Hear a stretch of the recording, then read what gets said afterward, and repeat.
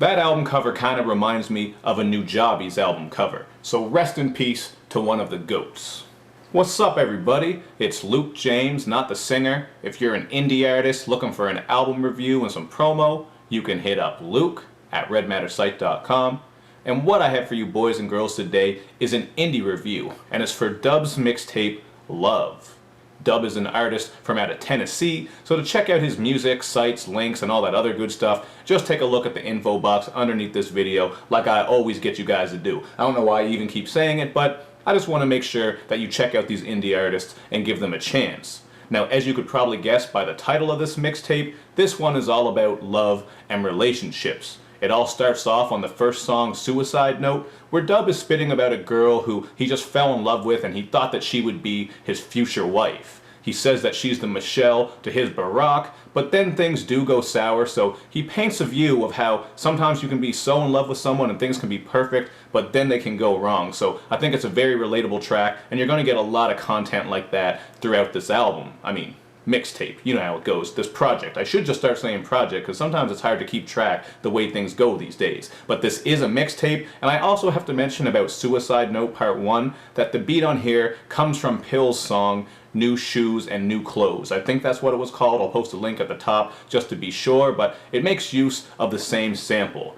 And even though that first part to Suicide Note kinda obviously touches on suicidal thoughts, like that's how far he was pushed when the relationship didn't work out, the mixtape does wrap up and end on a positive note with Suicide Note Part 2, where we get some nice triumphant production and bars where he's spitting about just not giving up and hanging in there, because at the end of the day, you gotta do that. You can't end it all just over a bad relationship, because if that was the case, there probably wouldn't be anyone left in the world.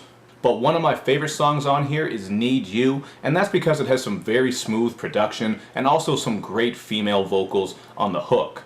On this one, again, he's talking about how the relationship didn't work out and how it led to him drinking away his pain, because the relationship went from talks of marriage and greater things to a breakup. So again, I'm going to say this multiple times here, I think a lot of people will be able to relate to what he's spitting about on here, because we've all been through relationships, good and bad, and sometimes it doesn't work out, and it definitely fucks you up and changes your views and how you look at relationships and love.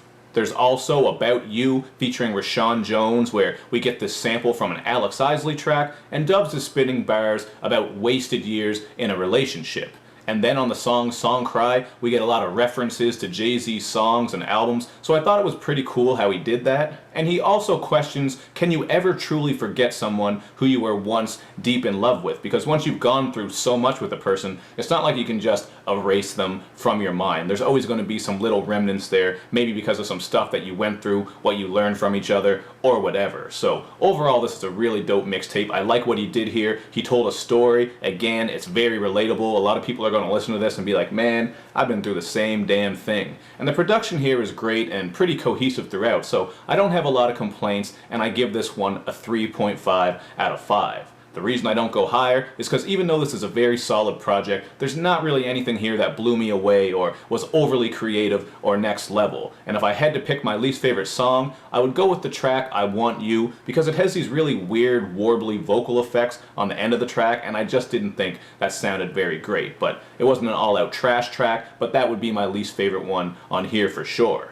But you guys check it out for yourself and let me know what you think, and make sure you do all that good YouTube and social media stuff, man, where you like my videos, you share them on Twitter and all that good stuff. You know what I mean by now. You like them, you comment, blah blah blah. I say the same thing every time, man. Just show some love and help spread the word, basically, and check indie artists out. So thank you for watching, you guys.